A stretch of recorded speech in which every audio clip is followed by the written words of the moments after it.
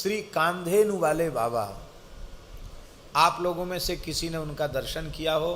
रमन रेती में कांधेनु गौशाला उनकी बनाई हुई थी और उनका नाम था पूज्य बाबा श्री यादवेंद्र दास जी। ये जो भागवत निवास है, भागवत निवास की परंपरा के साधु थे वो। श्री पंडित बाबा श्री रामकृष्ण दास जी की परंपरा के संत थे और भगवत साक्षात्कार संपन्न संत थे, सिद्ध पुरुष थे वो। हाँ, यूँ तो सिद्ध के रूप में अनेक लोग प्रसिद्ध हो जाते हैं, लेकिन वे वस्तुतः सिद्ध थे। शरीर से भी ब्रज, आप तो दर्शन किए होंगे, शरीर से भी ब्रजवासी थे वो और सेठ साहू का बहुत खराब बोलते थे। हाँ, ऐसो बोलते कि जल्दी कोई पास फटके नहीं उनके, ऐसा बोलते। पर उनकी सेवा गुसाई लोग करते थे। वृंदावन के पुराने ब्रजवासी, बड़े बड़े भागवत के पंडित, रासाचार्य, ये सब उनको मानते थे, उनके पास जाते थे। हमारे ऊपर उनका बड़ा प्रेम था, बहुत स्नेह था। ऐसी ऐसी विचित्र विचित्र अनुभूतियां वे सुनाते थे अनेकों बार। हम आपको क्या कहें, सबके सामने कहने योग्य बातें नहीं हैं, क्योंकि सबके हृदय में सरल विश्वास नहीं होता है। अच्छे महापुरुष थे। तो परंपरा से तो गौड़िया थे और उनके यहाँ हमेशा रामचरितमानस के बालकांड का पाठ होता रहता था। बालकांड से आगे नहीं, न कभी सुंदरकांड, न किष्किंधा, न लंका, न उत्तर, न अयोध्या, कुछ नहीं, केवल बालकांड। और खूब पाठ होते थे, कोई हमेशा अखंड नहीं चलता था, लेकिन कई बार उनका मन हो गया तो पूरे कार्तिक बालकांड का अखंड पाठ। और हमने देखा अच्छे अच्छे भागवत के पंडित विद्वान वहां आकर पाठ में बैठते थे। तो उनका एक दिया हुआ भाव हम स्मरण कर रहे हैं। बोले देखो, बड़े को रिझाना बहुत कठिन है और बच्चा तो एक टॉफी ते रिझ जाए, एक नेक सी टॉफी दे दो और बालक को प्रसन्न कर लो, जो चाहो सो उसको उससे ले लो, कहवा लो, वो सर्वस्व दे देगा। एक टॉफी अपने आप को दे देगा, एक टॉफी दो तुम्हारी गोद में आ जाएगा। गोद में आने का मतलब है अपने आप को दे दिया उसने एक टॉफी के बदले। और बोले वही 15-16 साल का लड़का हो तो हजारों रुपए को खिलौना खरीदवा दो, को फिर भी राजी ना हो। तो बोले भैया, अपने तो छोटे लालाए माने, नेक सी मिश्री दे दो, एक लड़ुआ दे दो, एक पेड़ा दे दो, एक बतासा दे दो और जो चाहो सो ले लो। तो उनके यहाँ बंदऊ बाल रूप सोई रामू, सब सिद्धि सुलभ जपत जिसु नामू, इसका संपुट लगाकर बालकांड का पाठ होता था। बोले हमारा लाला प्रकट होता है और ब्याह करता है, इसके आगे हम सुनते ही नहीं, हमें जरूरत नहीं सुनने की। फिर रावण बध लीला, अरे भैया जाए रावण मानो है सो समझे, हमें रावण से कोई प्रयोजन नहीं है, हमारे लाला को ब्याह है गयो। एक बार उन्होंने कहा, बोले बाबा राधा कृपा कटाक्ष का पाठ करते हो? हमने कहा नित्य तो नहीं करते, कभी कभी कर लेते हैं। अच्छा, बहुत बढ़िया। तो राधा कृपा कटाक्ष में प्रमोद काननेश्वरी आया है राधा रानी के लिए। आपने गर्ग संहिता पढ़ी है, ब्रज के प्राचीन साहित्य को देखा पढ़ा है। ब्रज में 12 वन और 12 उपवन में कहीं प्रमोद वन है? गिनती करके बताओ। नहीं है महाराज जी। फिर राधा रानी प्रमोद काननेश्वरी कैसे हो गई?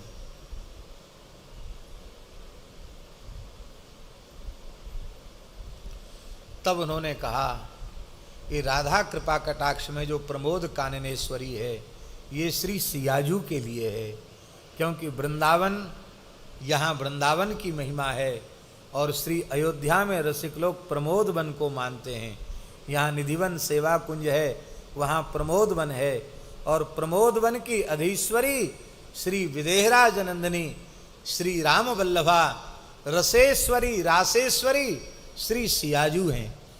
तो बोले बताओ, लोगों को इतनी सी बात समझ में नहीं आती, जो प्रमोद काननेश्वरी सियाजू हैं वही वृंदावनेश्वरी श्री राधा रानी हैं। ऐसी हे राधा रानी, आप अपना कृपा कटाक्ष हमें प्रदान करें। ऐसी बात वो बताते थे महाराज, विचित्र विचित्र बात बताते थे। एक बार उन्होंने बताया कि हमने दिव्य वृंदावन का दर्शन किया।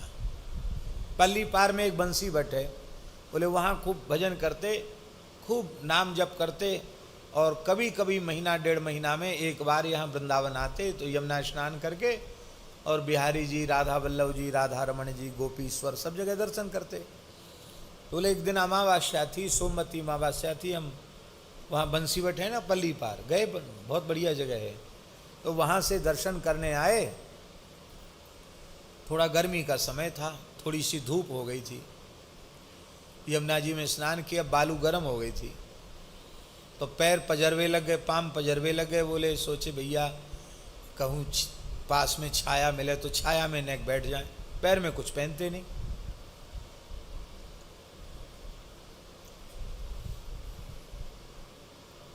वो ठाकुर जी बैठे रहेंगे, ठाकुर जी को एक थोड़ा ऐसे कर दो ठाकुर जी को, हाँ विराज जाओ विराज जाओ।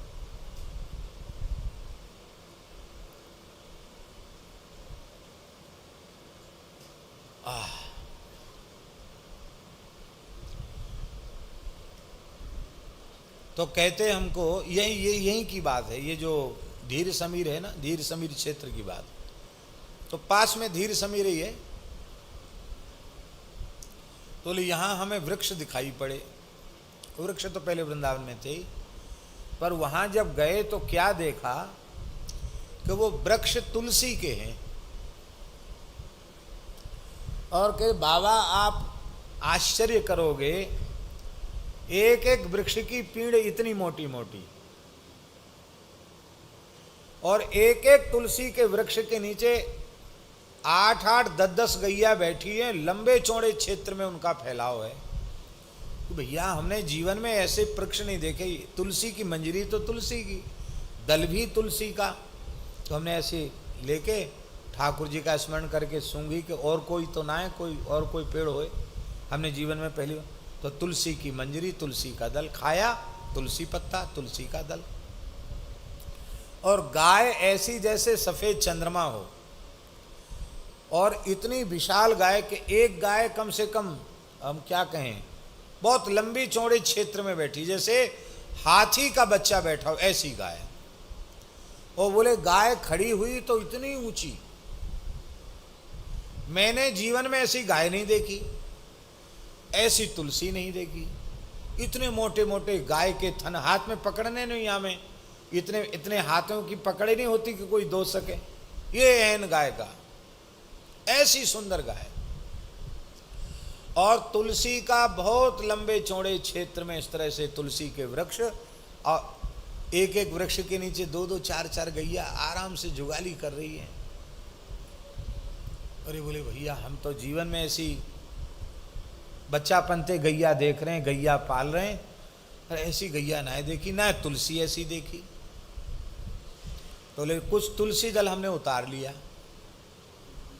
वृक्ष में से, और बोले हम संतों को दिखाएंगे, लोगों को लाएंगे यहाँ। कुछ प्रेमी परिचित महात्मा मिले, अरे बोले इतनी बड़ी तुलसी, और के एक तुलसी के नीचे कम से कम 100 आदमी बैठ जाएं, इतने बड़े बड़े तुलसी के पेड़, ये मोटी मोटी पीड़ तुलसी की, पीड़ जानते ना, तना, इतनी बड़ी बड़ी गैया। तो बोले हमने बताया, तो हमारे जो प्रेमी परिचित संत थे वो कहवे लगे कि कुछ खा पी तो नहीं लिया है। अरे इतनी बड़ी तुलसी होती है क्या, वो इतनी बड़ी गैया होती हैं, दिमाग तो ठीक है आपका कि नहीं। बोले देखो हम तुलसी लेके आए। बोला अरे तो कहीं से उतार लाए होगे तुलसी, इतना बड़ा पेड़ हो ही नहीं सकता तुलसी का। हमने कि चलो सबको दिखावें। तो 2-4 संत को लेके हम आए यहाँ। तो बोले ढोंड़ पड़े थे, ढोंड़ जाने, ढोंड़, पुराने ढोंड़ में खंडर जैसे, ना कोई तुलसी का पौधा, ना वहां कोई गैया, पहले कोई ढोंड़ ना दिखो, केवल तुलसी और गऊ।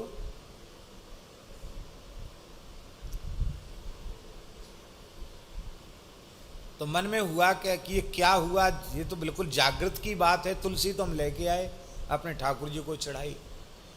तो जैसे ही थोड़े विश्राम में गए, बंसीवट पहुंचने के बाद, तो सिद्ध पुरुषों ने संकेत किया, बाबा तुमने प्रकाश करके अच्छा नहीं किया, तुम्हें दिव्य वृंदा देवी का दर्शन, दिव्य वृंदावन का दर्शन और ठाकुर श्यामा श्याम जिन गायों को लाड़ करते हैं उन नित्य वृंदावन नित्य गोलोक की गोमाताओं का दर्शन हो गया, तुम भाग्यशाली हो। ऐसी ऐसी घटनाएं उनके सामने घटती थी।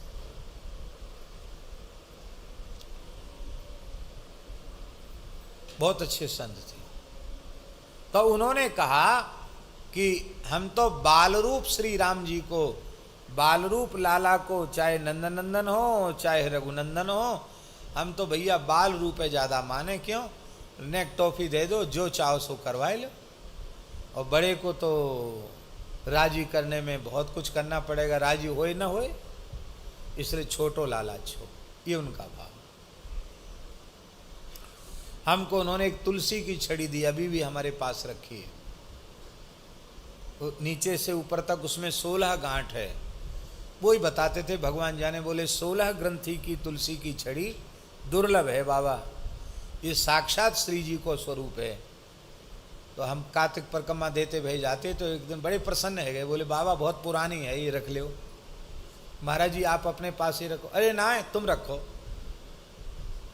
एक घटना घटी, आपको मालूम होगा, सूरज कुंड है यहाँ, सूरज कुंड है ना गिरिराज जी के पास, राधा कुंड के निकट। तो वहाँ एक घटना घटी थी, आपको स्मरण में होगा, संत लोग यहाँ बैठे हैं। एक इमारत गिर गई थी, बड़ा जरा भंडारा था, बहुत साधु उसमें पधार गए थे, बहुत संत पधार गए थे। वो पूरी छत की छत गिर गई थी, तो ऊपर जो चढ़े थे वो पधार गए, जो नीचे दब गए वो भी पधार गए। बहुत से संतों की मृत्यु हो गई थी उसमें दब के। उसके लिए खूब पाठ पूजा भी हुआ, भंडारा भी, उत्सव भी हुआ। लेकिन उन श्री कामधेनु वाले बाबा के पास वे सब संत अपने सूक्ष्म देह में आए, और उन संत जैसा बाबा ने हमको बताया वो हम बात बता रहे हैं आपको। बोले वो सब संत हमारे सामने आए और उन्होंने कहा कि दुर्घटना पूर्वक मृत्यु होने के कारण जहां हमें पहुंचना चाहिए था वहां हम नहीं पहुंचे हैं, अभी हम भटक रहे हैं। बोले तुम्हारे लिए तो 108 भागवत जी के पाठ हो गए और भंडारा भी हो गया, सब उत्सव हो गया। बोले हम लोग अभी उसी स्थिति में हैं। तो हमारा उद्धार करो कि हम श्री किशोरी जी के निकुंज में ठाकुर जी की सन्निधि प्राप्त करें। तो उन्होंने कहा कि कामधेनु वाले बाबा ने कहा कि आप लोग ही बताएं, जो करना था हम लोगों ने वो तो कर लिया, अब आप बताएं कि आपका श्री जी की सेवा में प्रवेश कैसे होगा। तो बोले उन संतों ने कहा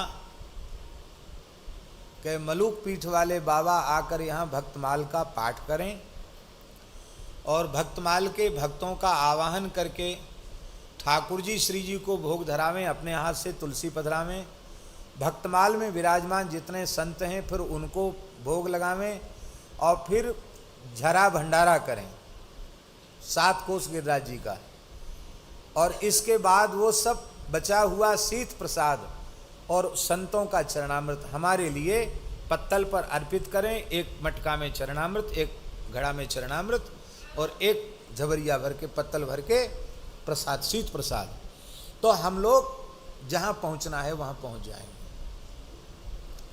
और हमारी कुछ तबीयत गड़बड़ थी, हम शरणागत में थे, वहीं पहुंच गए कामधेनु वाले बाबा, और बाबा को 103 104 डिग्री बुखार, ऐसे कांप रहे जूड़ी में, और गर्म शरीर। बोले देख सुन ले, ब्रजभाषा बोलते थे, देख सुन ले, कान खोल के सुन ले, ऐसो ऐसो संकेत मिले हुए, वो बाबा सबरे बाबा जी हमें सोवन नहीं दे रहे, और मैं बुखार में उठ के आया हूं, यही ले आया हूं। वो संत सब चाह रहे हैं तू ऐसो कर, और देख मैं तो कह चले हो, और तू या जन्म में कर ले या अगले जन्म में कर, करने तो ही को पड़ेगो, और तो फुर्सत ना है तो 10-20 जन्म पीछे कर लीजो, जा तेरी छुट्टी, पर तो ये करना पड़ेगा ये काम। हमने कहा बाबा जो आ गया, आप पधारेंगे, मेरी मत पूछो, मैं आऊंगा नहीं आऊंगा, पर तो ये काम करना। देख सबरे तो विश्वास ना करें, पर तू विश्वास कर रहे हो कि ना हमारी बात पे? हम आपको पूरा विश्वास है। फिर हम गए थे वहाँ सीकर तरफ गए थे, बहुत व्यस्तता थी उस समय, तो ऐसी व्यस्तता कि दिन कहीं रात कहीं, सुबह कहीं शाम कहीं, दिनों रात चलना, बड़ी व्यस्तता थी। जैसे तैसे 3-4 दिन का समय निकला। राजस्थान में हम थे, हमने कि वहाँ से हम लौट के सीधे गिरिराज जी पहुँचे। अपना किसी व्यक्ति या भक्त से किसी से कोई इशारा नहीं किया। आटा दाल चावल घी बूरा मेवा जो कुछ सामग्री थी, सूखी सामग्री लेके 10-20 संतों को लेके वहीं गए, और स्वयं हारमोनियम बजा के पूरा भक्तमाल जी का पाठ कराया।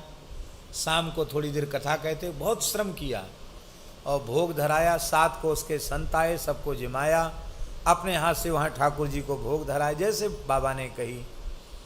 और बाबा को उस समय भी स्वास्थ्य ठीक नहीं था, तो बाबा नहीं आ सके, और फिर बाबा को प्रसाद दिया। फिर बाबा पधारे हम मलुक पीठ, और उन्होंने रोते हुए कहा कि संत आपको बहुत आशीर्वाद दे रहे हैं, प्रसाद लेकर सब संत निकुंज में पधारे हैं, आपके ऊपर बहुत प्रसन्न है संत, ये उन्होंने कहा। ऐसे संत थे कामधेनु वाले बाबा।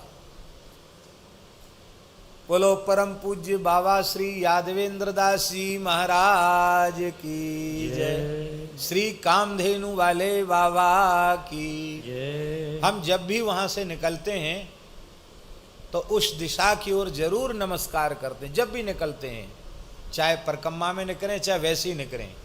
रमण रीति से निकलेंगे तो कामधेनु वाले बाबा का तुरंत स्मरण हो जाता है, मन ही मन उनके चरणों में प्रणाम करके तब आगे बढ़ते हैं। हमारा ब्रज ऐसे ही संतों से शोभा युक्त है। तो बोले ये सिद्ध मंत्र है।